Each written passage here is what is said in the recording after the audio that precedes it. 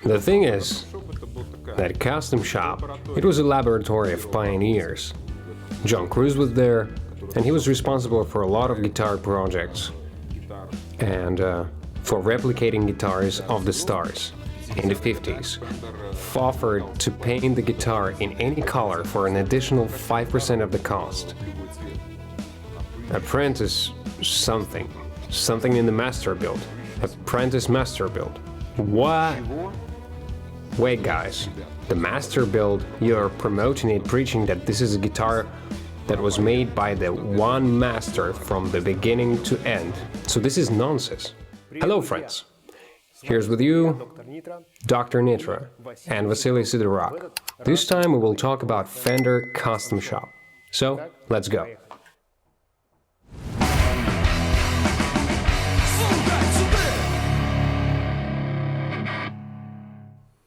Now, let's talk about Custom Shop. It's clear how Gibson got a Custom Shop. How did Fender get the Custom Shop and what features did they use there? Fender Custom Shop appeared in '87 and included only two masters. It was John Page and Michael Stevens, a very respected master from Texas. In fact, until the '93-'94, all of this was located directly at the factory itself in Corona. That is, there was no separate unit there. They slowly reorganized, only moved to a separate building from '93-'94, where they had their own wood, their own materials, and their own machines. Then they separated from the main factory. Naturally, they became hostages of their own success, because you are planning singular copies for some musicians or dealers. But they had to expand this stuff, and by the beginning of the '90s, 30 people were working there, and they did the same operations. Then they moved to a separate building and worked as a separate organization. Custom Shop is just a catchy name. In fact, this is the same factory, instruments more scrupulously. There is a more stringent selection of wood for quality, not by a tonal method of selection, by the type of wood. Also with more standardization in the weight of the instruments and in the number of pieces from which, for example, they make the body, as the standard in Custom Shop body are made of 2 pieces. However, very few documents survive from the early Custom Shop era, before '93-'94, and it is very difficult to understand what they did and how, since even they themselves actually do not have any information. I know that poplar is also found in custom shops. Most likely, the veneer was not used, but I cannot say for sure. But I have personally seen a few Telecasters that were Custom Shop made from poplar. Of course, many people think that there is nothing wrong with using poplar, but I'm conservative, and I do not consider it worthy in the production of Fender guitars. Definitely not for the production of Stratocaster or Telecaster, although many not agree with me. Actually, the Custom Shop acted as a lab, meaning John Page, who was the head of the Custom Shop unit until '98, brought in a lot of outside artists, and they helped make interesting and unique things. Like, for example, the artist Pomelina, who made beautiful colors and airbrushing, and George Amichai, who added carving elements on the guitar. Moreover, he was a very freedom-loving artist who did not stay long in the staff of the company, because he preferred to live in a couple of dollars a day by the ocean but he did amazing things. But John Page failed to curb his temperament, so to speak. And there's also an interesting story about the relic, the artificial aging of the guitar. I know that you're interested in this topic. Yeah, I love it.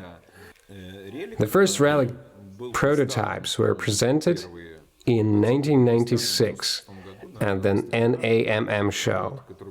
They were made back in the 95th. They were made by Vince Cuneta. This person has never been on the staff of a custom shop and actually did not work for the company at a custom shop. He worked as an independent contractor. He was not at the Fender factory itself. He had a separate workshop. And there he did everything on his own. One day his work was accidentally seen by John Page, who seemed interested in the idea of aging guitars.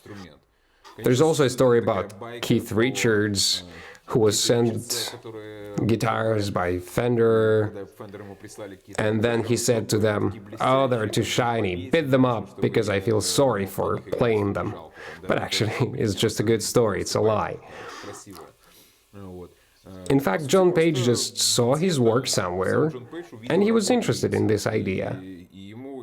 But since the company's management was pretty conservative, he had to do it quite secretly.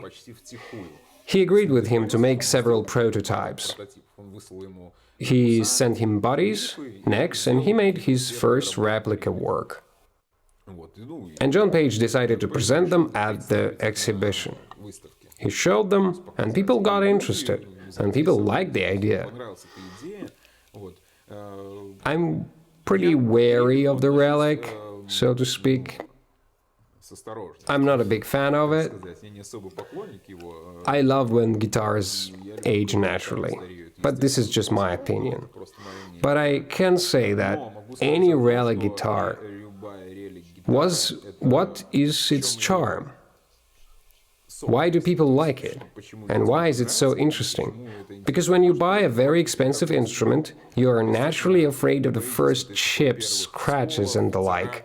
It goes on very painfully. And when you get an artificially aged guitar, you are not afraid to damage it. You just take the instrument and play. And this is the thrill. Therefore, most likely for this reason, this type of art was popularized, so to speak. And Cuneta himself did it very skillfully, and he did it very beautifully as well. He made a light relic, not so broken at all, a heavy relic, and it looked quite realistic in his work. Then it became very popular. He alone could not do this, so he hired some guys, trained them. Fender sent them bodies with necks. They carried out all these operations there, and then they sent them back to Fender, until the factory itself learned to do this on its own, having studied other people's work. And one of the pioneers was John Cruz.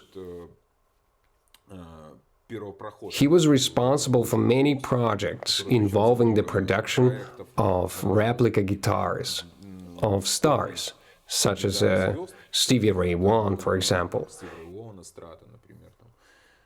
He was the strongest master until his recent dismissal. Oh, why was he fired? Well, there was some kind of joke. The post with it was deleted soon. I didn't see it myself, but according to the stories, it was an image of a car covered in blood, and it was written, kinda, "I'm gonna crash black people," or something like that.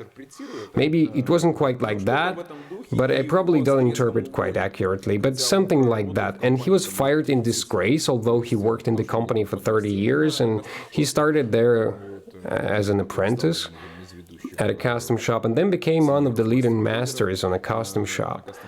But now he was fired. Yeah, No, things like that don't go without consequences. Well, most likely he did not want to offend anyone, and say something bad, and he did not pursue racist goals. Well, for some reason it seems like that to me. And it was rather just an ordinary joke that turned into a dismissal. Although perhaps it will benefit him because his guitars first fell in price and then they grew very much. Opinions were divided into two camps, those who defended him and those who did not. This story made a noise, but Fender fired him unconditionally and removed his profile from its website. They basically crossed out the guy, although he was a very good master.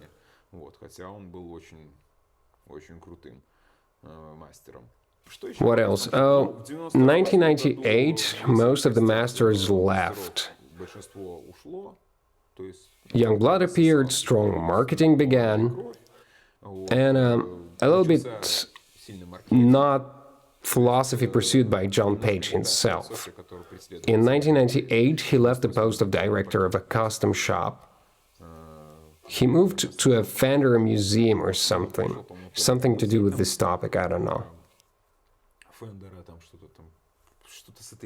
So, he no longer held a leadership position. Then he went into his own business, and now he makes his own guitars, under his own brand. So does Michael Stevens. They make single copies on their own as a master. So they don't work for Fender now. And in honor of the 30th anniversary of the custom shop, Fender somehow gathered all the old masters who worked in the first team of the custom shop. And each master made the instrument exactly as he wanted.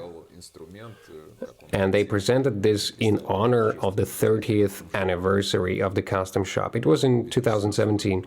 This is such an interesting story, but of course there are many myths about custom shop, and in fact, the current custom shop does not correspond in any way to the concept of what we put into the words custom shop. Because in essence, again, these are just well-made factory instruments.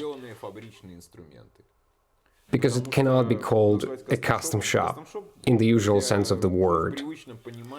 These should be instruments that are singular, exclusive, unique.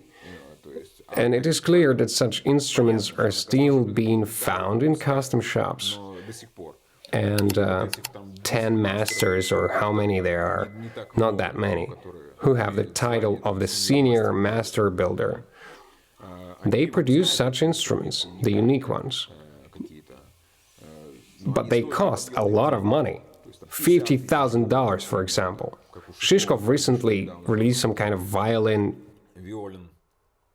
Telecaster, which was made from wood that grew in places from which Stradivarius made his violins. And Ron Thorne, one of the craftsmen, also made Acoustasonic out of this wood. It was called The Trees, I think. They make such guitars in very limited quantities, very few, and they really cost a lot, overpriced, which a mere mortal cannot afford. But these guitars on which the birds sparkle are guitars, as they call them, Tilm-built. They made by a team of craftsmen. This is how ordinary workers, by the way, of Mexican origin, because Fender has a lot of Mexican people working for it. And when I watch videos where they talk about workers directly on the Fender channel, some of them don't speak English. Yeah, it's normal practice there. Yeah, this is a common occurrence, and many have been working there for 30 years at the custom shop division itself. Well, listen, now the custom shop already has its own factory. They're in a completely different place, in my opinion. Yeah, they're next to the main factory. But of course, this is a separate production line. In fact, they're just mass-produced instruments that are well made. Calling it a custom shop in the normal sense is not quite accurate. Okay, got it. Listen, there's an interesting topic. Maybe you can clarify it for me. Some Stratocaster, and especially now, this is relevant. For example, in a custom shop, we can see under the erased, let's say, white, under the white paint, sunburst, or even 3 colors. Where did it come from? Oh, this story goes back to the 50s, when Fender offered to paint the guitar any color for an extra 5% of the price. Everyone understands that this is just business. And as many people say that under Leo Fender they made super high quality guitars, you know, in fact, naturally, Leo Fender was a businessman, and he tried to save money on everything. And this is normal practice in any business. It's also like the appearance of the Nocaster. How did it appear? There was a Fender Broadcaster, and due to disputes with Gretsch, there were drums. It was a drum brand back in the day.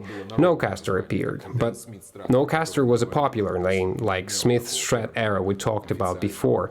Instrument did not have such an official term.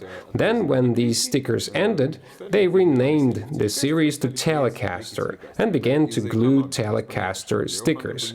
And this is just because of the economy. It is clear that Leo Fender would not scatter his possessions in the same way they were not scattered with defective property. If someone made a mistake when painting in sunburst, in regular color, this body, of course, no one repainted. They put it off until later. And when an order for a custom shop color came in, it was painted over the defective one. Naturally, over the years, the instrument is scratched over. Some paint is peeling off because nitrocellulose varnish was the most commonly used. And that's it. Another color was visible, for example, sunburst, because they saved on painting. They saved on everything. The paint cost money. They used a filler. It is very clearly noticeable how the thickness of this soil grew. They used fuller plast, yeah. We often see yellow coating in the center on sunbursts. And closer to the mid-60s, no alder was visible there at all, but just a yellow spot was visible there. This means that they put a lot of it, because fuller plast was cheap. It was beneficial for them to do so, to use it. And on top, they painted with a smaller layer of paint. They saved money on it. I would say the same thing about any custom color. It could be painted if they did not have spare defective bodies from scratch. They would paint it from scratch with fuller plast. Maybe for the reasons of speed, they could, use it and paint it from scratch. It was quite chaotic, really chaotic back there. Any rules? No, there were no clear rules at all. Everything was decided on the spot. And so such two-color guitars with a relic appeared in the custom shop. That's how it was done back then, because it was a normal practice, and for some, it was also some kind of a special thing. It's interesting, I think, when you have 3 colors speaking out there. What a story. When you know why it was done like this, it's interesting. Yeah, this raises many questions for vintage guitar holders. The fact that the guitar was repainted. It's still a repaint, right? We have sunburst and painted black, for example. Under the bottom you can see the sunburst, and when it is erased, and people think, is this original? In the vintage market, this is not considered a repaint. This is considered a custom color, and it costs a lot of money. But there is a very interesting story with Fiesta Red, which was very popular, thanks to Hank Marvin in Britain. And the British were ordering tons of Stratocaster Fiesta Red. But there were some smart-ass stores that ordered what? They ordered burst because it was cheap, and then they painted them Fiesta Red themselves. And now such instances are popping up. You have to be very careful with them. That have Fiesta Red and are painted very long time ago. And you can interpret it as if it was painted at the factory. In fact, it is already considered amateur painting, so to speak. And this is not considered to be an original repaint, but it can be easily determined because Fender had an interesting way of applying body paint. There are nail holes in the body because of that. That is, in places where it's usually not visible. Most often there are several points under the pickguard, and it is easy to determine where the original painting and where not, because those holes won't have paint if it's original paint. And when they repainted it, they used a different method so as not to bother with these holes. And apparently they're filled with paint inside, and it will no longer be considered the original color. Then, of course, it's all disappeared in the mid-60s, when they had already changed the method of applying paint, and there were no holes there, of course. But more often, it all just happened in the early 60s. And so if you buy a vintage Fender in the UK, and also Fiesta Red, please be very careful. Look, Fender is a pretty big firm. Giant marketing budgets. What kind of tricks do they use in the modern age?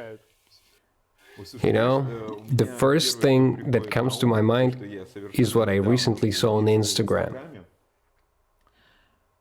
I flip through the feed. Naturally, I have a bunch of selections, and an image flies to me. Headstock, and on the back it says Apprentice. Apprentice Master Build. I was like, what? What the hell is this? Usually we see either Customshop or an autograph of the certain master, and then Apprentice Master Build. What is this? I'm starting to look for information. It turns out that this is a student of the master builder. And wait a minute. This thing starts from $8,000. Profit. Yeah. I can throw a very interesting idea. Let's make a guitar master builder's wife or dog master builder's. This is so ridiculous. What a nonsense. Dude, what is this? Master Builder's Apprentice. Great. Yeah, I think they tried to close the price gap between a simple team build and a master build to add more step. Yeah, but it's just a step that actually borders on just being a master build. Master build is also a very interesting concept. A marketing ploy. I will say, guys, the master build is not always better than the usual team build. Because I'm pretty sure, I can't of course confirm this 100%, but I'm pretty sure that these guys, who are senior master builders there, they don't touch these guitars at all lately. Maybe they make the final assembly. I naturally follow all the channels, the Instagrams of the masters, and in general, the Fender company, because I'm interested. For example, I'm subscribed on Instagram to a dude with the last name Nelson. Guy paints guitars at a custom shop, and I see how he paints the bodies. But in the body, there are stamps of different masters. Wait guys, master build, you're promoting it, preaching that this guitar was made by one master from beginning to end. So this is nonsense. I can already see how Jane Nelson paints this guitar himself. And I saw a lot of these, where you see Shishkov and other masters, and I see their stamps, because any master has a stamp with initials in the pocket of the neck sensor. And what I see, that they're painted by Jane Nelson. And when I see factory tours of the custom shop, they always forbid filming how they make a relic guitar. Why? Well, because ordinary guys do it. No master touches it. So the question is, what does the master do? Well, she shits in high cotton. Yeah, he just collects the money, and Fender drives prices up all the time. I know it's most likely in the early custom shop era, where guitars are very rare in the early 90s or late 80s, in the early stages, when a couple of craftsmen worked before their staff expanded. There are guitars with autograph of masters, and which are master builds. There are very few of them, but I'm sure that at that time most likely they were made by one masters, all operations. It's clear that he did not cut out the body and the neck spits out on CNC machine tool, but in any case the rest of the operations were most likely done by one person. This is of course a secret covered in darkness and no one will tell you this, but from my observation today I see that many operations are done by some other people. So the question is, what does the master do? Assembles this guitar? Sticks a decal onto the neck? What does he do? No idea. Brings, rebuilds, maybe he does some kind of operation. Because when I look at grandiose projects, when they do well, as in for example, what I call Shishkov's violin, there is a lot of effort there, and most likely he does it all from start to finish himself. But it costs 50 grand, it costs astronomically. But at the same time, Shishkov master build that is sold in the store costs 8 grand or 10 grand. This is a strange thing, and I'm sure, well, I suppose that they don't touch them. Well, I think maybe they carry out quality control or they control the selection of wood and details. Well, I'm afraid they don't even do that. I'm afraid they're just running the department. They have some guys in the apprentice for whom they are responsible. Each master rather has some kind of team of people who do some kind of operations for him. One team paints, the second selects something there, and the third solder the sensors. It's clear that, for the most part, the master does not even solder the sensors. This rarely happens at all. Well, they don't have to. This is not a high-skill operation. Yeah, like Abigail Barra. She worked a huge amount of time for Fender, then worked for a Fender Customshop. She still remembers the origins of the factory. Now I think retired, but sometimes they call her back. She also had other people as apprentices. As, for example, Josefina Campos, I think, makes hand-wound pickups. Most often on the Fender. In general, women always wound the pickups. It's kind of a tradition. Yeah, the Gibson is the same. Yeah, sweet women. Well done. Let's see if I can take a couple of them. Yeah, probably Mexican, they do better. Yeah, I'm sure, because it seems to be that the Mexican people are more hardworking and they really do their job very well.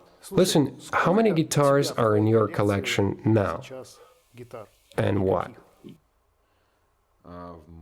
Oh, 8. Of which 6 are Stratocasters. And all custom shop. Yeah. But this most likely happened because generally I was working with the custom shop, not because all custom shops are cool and amazing. Because there are also serial guitars that are quite good. And since I was tinkering with them, naturally I had a number of guitars staying over the custom shop ones. In my collection, there is a Custom Classic 2007. This is my first custom shop. I still have it to this day. Nikita, who brought it to me then from eBay, lost his certificate. He sent me the documents separately. Well, not documents, but the pieces of paper, you know. And they got lost. And during that period, I just ordered 3 custom classics. And out of 3, I kept 1. It was really cool, and both the others were with certificates, but this one was without.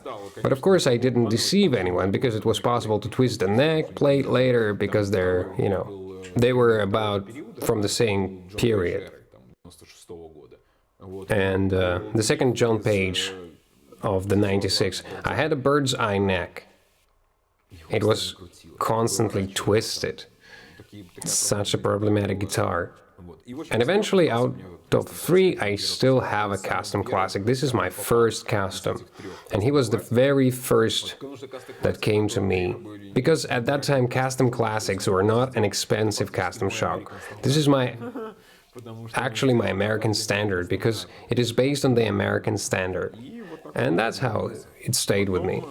Then I got a very rare 66 custom shop time machine.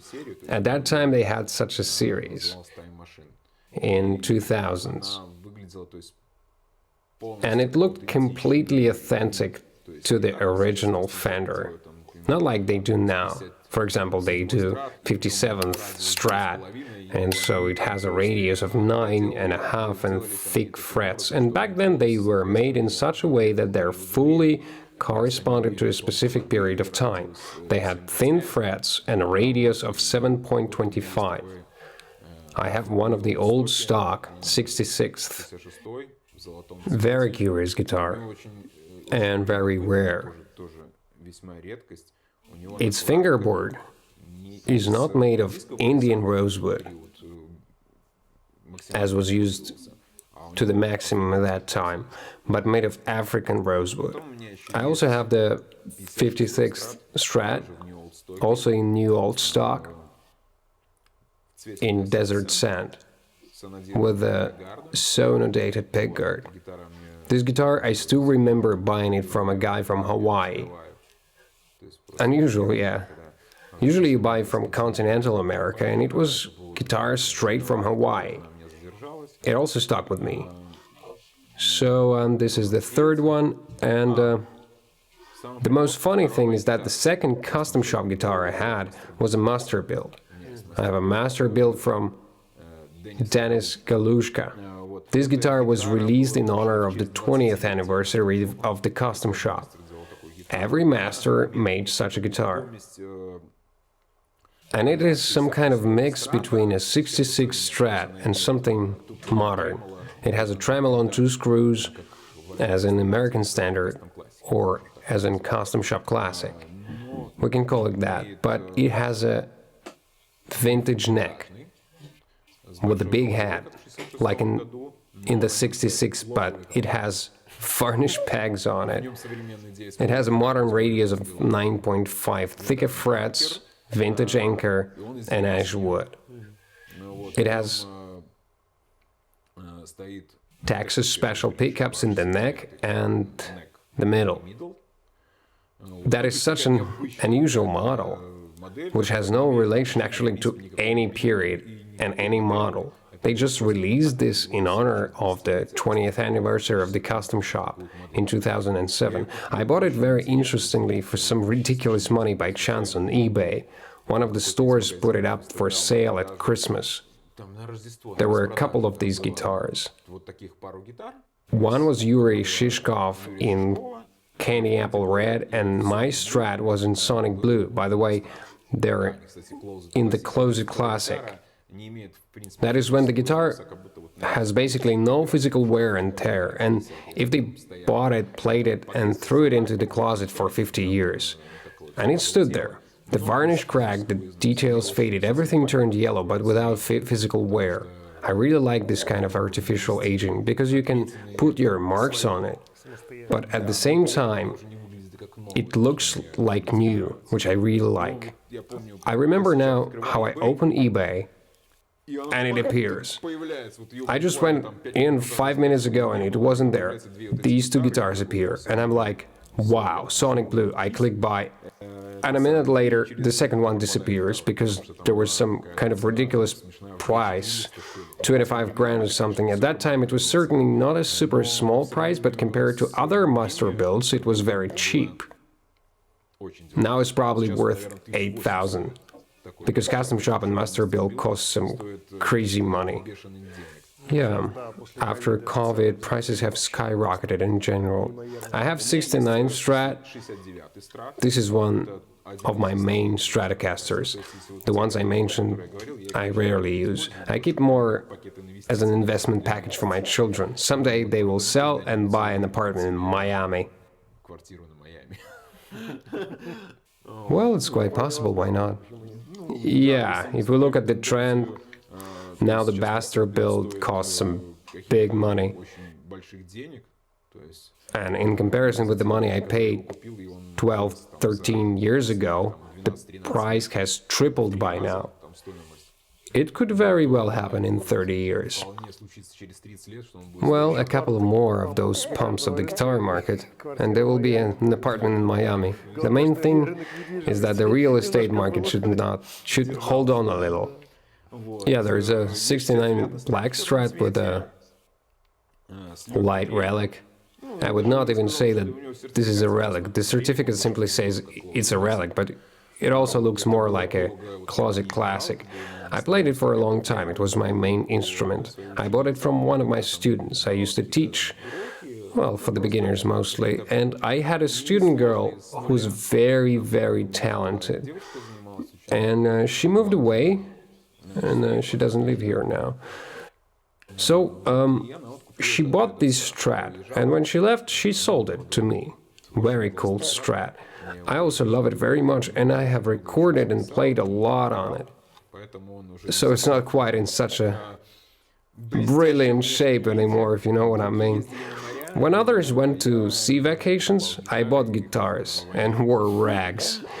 So no need to think that I'm super rich dude, so that I have a large collection of guitars. Now my main Strat, that is right behind your back. Actually, I have a whole story with it. It was bought by one fella in New York in the year 2007. This is a 2005 guitar. He bought it in 2007 before returning here. He lived there for 20 years and bought a new guitar directly in the store. And I still remember how it had these all sorts of films and foils, you know, like it was brand new in the case. And he probably played on it for a year. And he's constantly in search of sound, and something apparently did not suit him in. And he decided to sell it. What didn't work? I know what. I'll tell you later. I found a client for this guitar. It turned out to be my friend. I brought them together and he bought this Strat. For some time he played on it and wanted to buy a Les Paul Customshop, and he asked me to sell it, to help him sell it. So it came to me. It was bad time for selling. I know the market well, so I'm aware that there are certain periods when instruments sell better and when they sell worse. That is, most often they sell better in the fall, and by the spring the sales fall. And he brought it to me in the spring, and it just laid in the stock for a long time. I played it, and then I found a client and I sold it. It passed on to the next owner, and he was also one of my friends. He also played it a little. Of course, by that time the frets on it were just obliterated, because the instrument was really played a lot. The frets were trimmed. Probably Losha also helped with it. Not only did Gana play it for a whole year in pubs, but then Losha also played a lot, so the frets were simply destroyed. Well, and I got more. The next owner changed the frets, replaced them with steel ones, and there was a slight curvature of the neck, so the lining was sanded and repainted. I changed the frets to steel duskers and changed the pickups. Here were the 50 sensors, and he replaced them with 369s. He liked the tone of the 69th more. For what reason Gana sold it? As far as I know, in the bridge position, it sounded quite thin. This guitar was very musical, toneful. Many guitars that sound quite good, but there is nothing special about them. Just a regular guitar, but this one had some kind of musicality for it, and for this reason Gana bought it in New York among all that hung in the store. It was very musical. But with the bridge pickup, there was a problem. It was really thin in sound. And for this reason, most likely Gana sold it. And now the third owner heard a problem in the bridge and put the 69th sensors.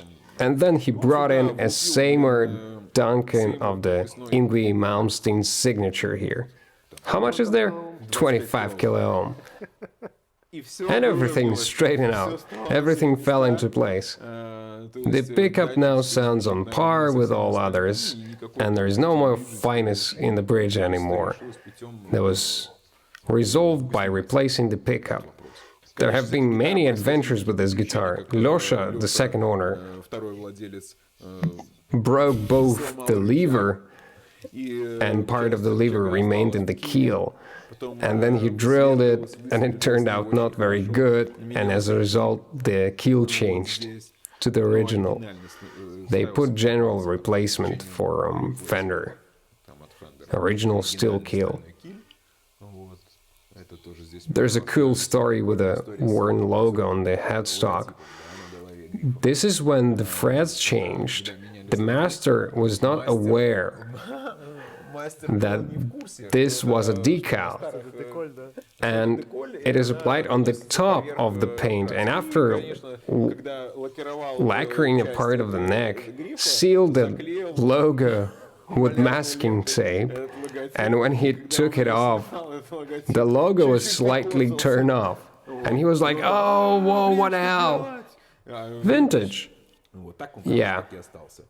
So it stayed like this. The surface has already been played so much that all these things have...